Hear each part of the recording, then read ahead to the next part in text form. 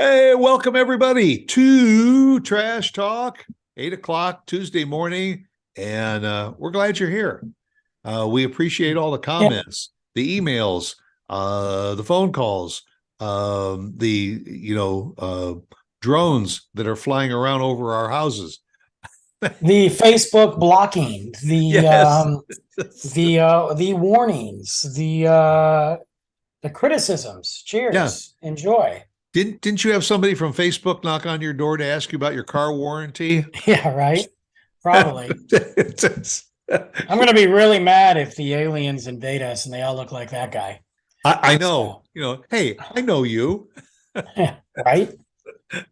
It's, but hey, we thought we'd talk a little bit of music. Hey, it's only rock and roll. Uh, but we got into a discussion this past weekend all about music, and Brandon and I both been very involved in music in a lot of different ways over the years, from managing and promoting and securing and hiring and in my case playing.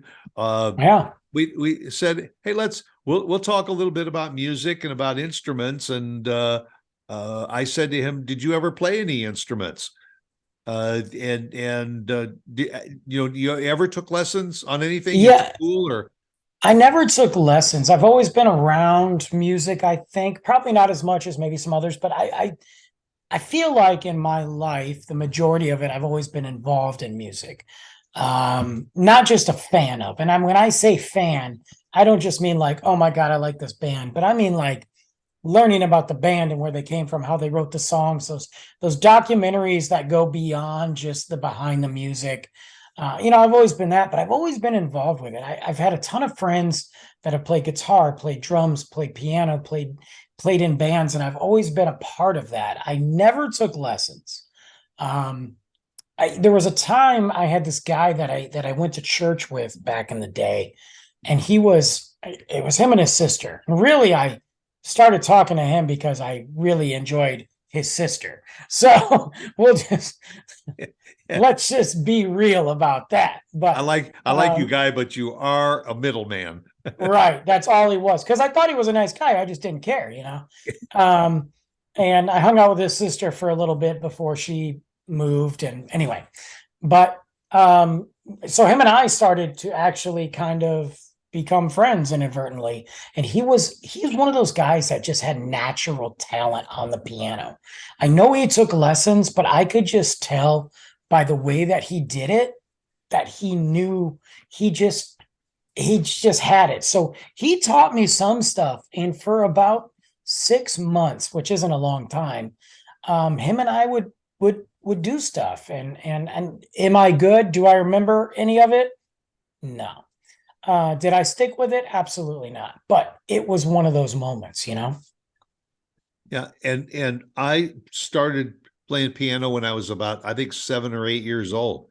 Started taking lessons. There was a woman that lived on the next block where I grew up who had a baby grand piano in her living room, and every afternoon after school there were kids that were taking lessons from her. I don't remember her name, but she taught me how. But the thing was, I started playing classical, and most kids, you get bored real quick with playing Oh, classical piano and all. And I wanted to do a little bit more than that. I was back as we're back in the days of jitterbug and boogie woogie and jazz and stuff, and that appealed to me.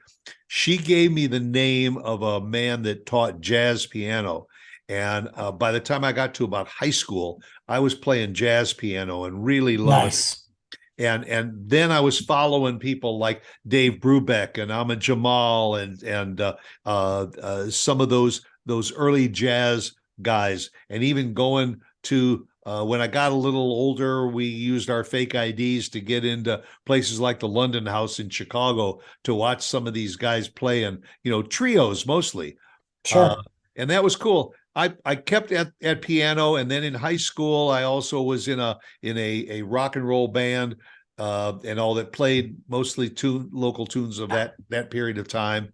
And then many years later in the 80s, a bunch of guys, I heard about a bunch of guys that were playing, just jamming in some guy's garage. and they were making too much noise. And the police were called to tell them that they got to shut down because they were making too much noise and the neighbors were complaining. I heard about it and I said, I got to know more about this band. Do they have a keyboard player? Sure. And ended up getting into a band for about 5 years. We were all in our 50s and played good old rock and roll from the 60s and 70s. And that was pretty cool. But all the time that I played piano, I wanted to play guitar.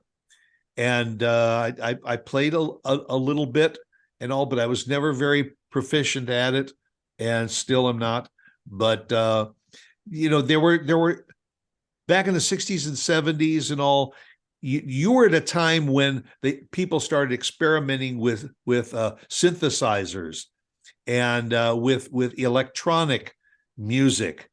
And for a lot of people, it was a lot easier to learn electronic instruments than it was real instruments. Well, yeah, I think there's so many different levels of that, I mean, guitar to me is great. Luke is pretty fascinated with the guitar and the drums, more so the guitar nowadays.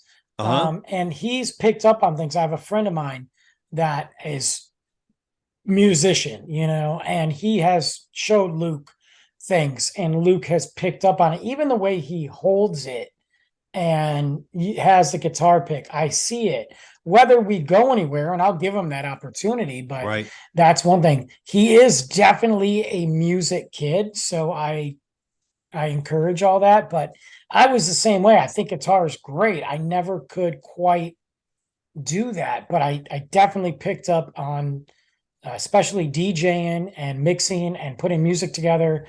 Like we did back when we had, I had a promotion company for a long time, and I had about four. That. Yeah, I did. I had about 4 different artists under my quote unquote, we'll just say label, just to sound cool.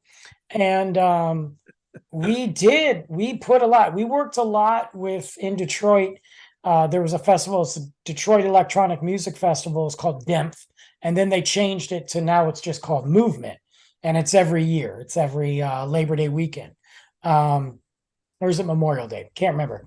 And we were there every year, from fans to actually DJing. And the last time I DJ'd ever, like truly DJ'd, was 11 years ago. I flew back to Detroit to DJ on one of the stages there. And it was kind of a reunion of our artists. And I had 2 girl DJs, phenomenal DJs from Chicago.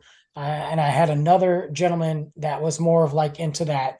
He reminded me a lot of the Depeche Mode style tracks and all that, but he sang, and we did a whole kind of reunion.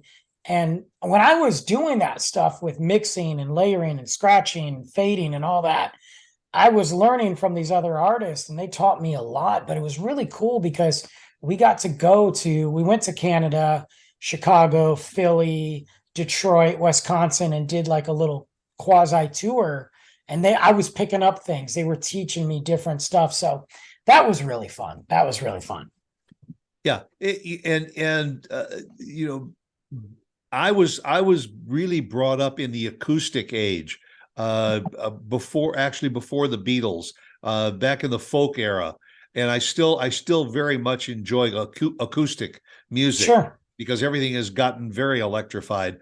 But the idea is what you're doing with Luke is to share and pay forward that love of music with your son, because I think it's very important that the kids get a broad spectrum of music, not just get into hip hop or rap or one genre or another and all, but have an appreciation for all of them, so that you can go sit on a hill sometime and listen to a chamber orchestra sometime. Another time you might go and listen to a rock band, and it could be a small group like Bad Company or something, which is basically like 4 pieces. Or you can go see somebody like Chicago or Earth, Wind and Fire, which is, like almost full band orchestra type. It's to expand in those ways. Always wanted to do that. I think every kid has a dream when they first learn to play an instrument of maybe getting into a band and doing it. And I encourage it, even if it's I a, do too. I do. garage band or something with some friends. Just we do have it. we have a place by us, literally in walking distance, that does focus on kids, and it's rock. It teaches them stuff about their guitars. Yep. But just the other night, Luke and I went out, and they do concerts and stuff at different venues. But Luke and I went out the other night, and they had the doors open, and we could hear what they were doing. And I recognized one of the songs, and I walked by, and I'm like, man, they never have the doors open. So we walked in, and they were like, yeah, come on in. And it was they just opened it because I guess it was getting stuffy in there. Yeah. And we just watched these kids jam out. And we're talking 10, 11, jamming out, playing everything from Queen to AC/DC to the Yeah, Yeah, Yes. And like Luke was into it. And then Luke, he doesn't come across shy, but he can be initially. And he was a little shy, but this girl went up to him. She was a bass guitar player, started talking to him. And Luke was just mesmerized. So I'm like, that whatever happens, you're exploring that library, that buffet of music, if you will.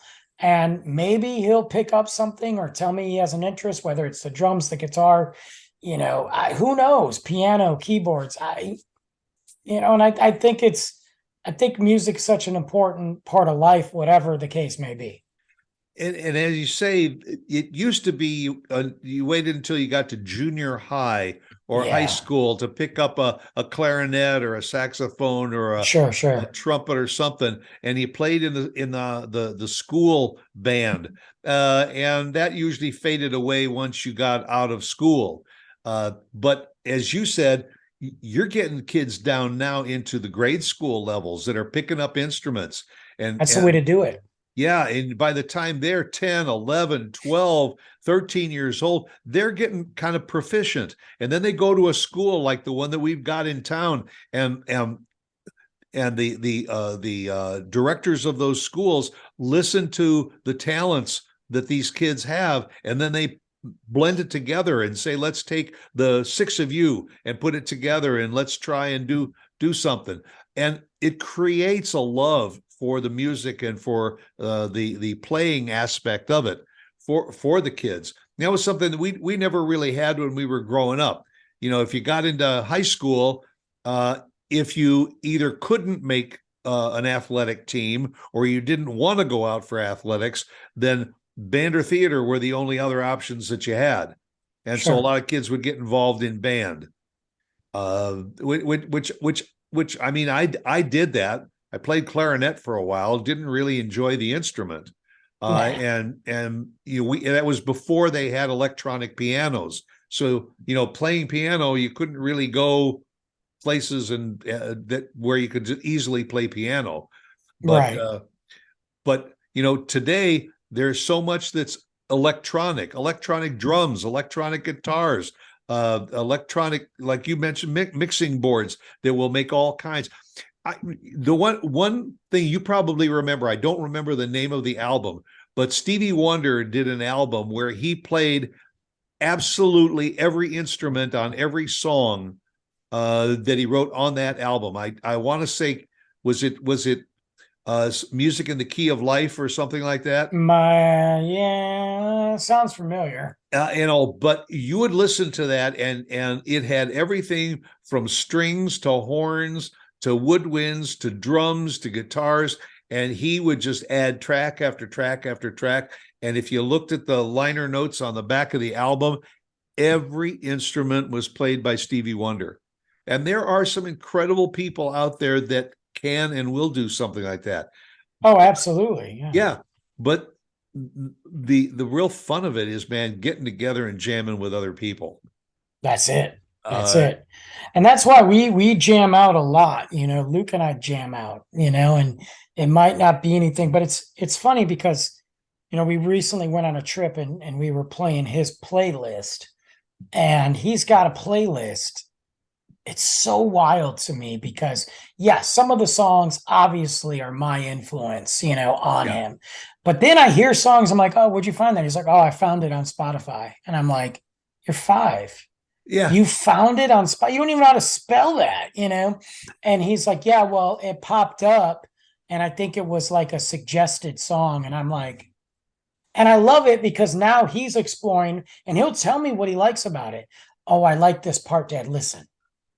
I like, and it's not, it could just be a beat, a guitar riff, the way that the vocalists change. And so yeah, you know, I mean, it's amazing. Now you have to start those kids young because their minds are not clouded. They're super absorbent. Their brains are functioning at a higher level than probably ours are. Yeah. And you just, it's cool. So I love jamming out. I love doing that with the music. And yeah, I probably should have dived into a lot more when I was in high school. Well, but you know, to a certain extent, you did, because what you may not have been able to pick up those instruments and play them, but you had an appreciation of those instruments to the point where when you got into the hospitality industry, and one element of that was getting the musical Absolutely. aspect, you had to have an appreciation of who to put up on that stage to appeal to the patrons. Yeah, no, that's true. I mean, you're right. That and that was probably, if I miss anything about the hospitality business or the bar scene or whatever you want to call it, it is probably that. It's the musical events that and the booking of all these amazing artists and people that I've got to meet over the years, some of whom I'm still talk to, others that I've seen them grow and move on to the next level. That has been one of the highlights, you know, And by it's kind of far. cool when you see somebody that has really made it on, you know, and entertaining in big stadiums like the one behind Yes. me, and you say, I knew them when they appeared on a stage in that small bar in Detroit, and we're just starting out. Right. I mean, I knew a girl that I booked at a bar here in Frisco, Texas. It's no longer there, probably one of the best bars I've ever worked at. And she is huge now. She's touring with Parker McCollum, who's a massive country star. And I'm watching it and I'm like, man, I remember when she was there on a Friday night and there were 60 people. And that was a cool night because it was just 60 Yeah. chilling, having a good time, you know. There's a young lady here from Frisco, Grace Tyler, I who's know Grace. Yeah. started out as a solo act in a couple of little local lounges and all when she was like 16 years old. She Yes. really could belt out a song, but when she stepped off the stage and you talked to her, she was just the most timid little thing and shy. Little. I remember I did an interview with her at the last big country concert that we had off the rails here, that 2 day festival. Yeah. And you're talking with the likes of Luke Combs and big boys. And Yep. she was performing, and right after that, she was taking off. She Yep. was going to Nashville. And now all of a sudden her star is rising. And I mean, Yeah. that's what it's all about. And that's what it's really all about. But enjoying the music, picking up and playing an instrument or sharing it is kind of a reward in itself. And Yeah. you know, take our advice, and if you got kids, get them involved in music some way, shape, or form, because it'll be something that will travel with them throughout their lives. Absolutely. And also pick up your instruments and everything, and come back next Tuesday morning, and we'll jam together again. Okay. Until then, it's only rock and roll, but I like it. Yes, I do. Bye.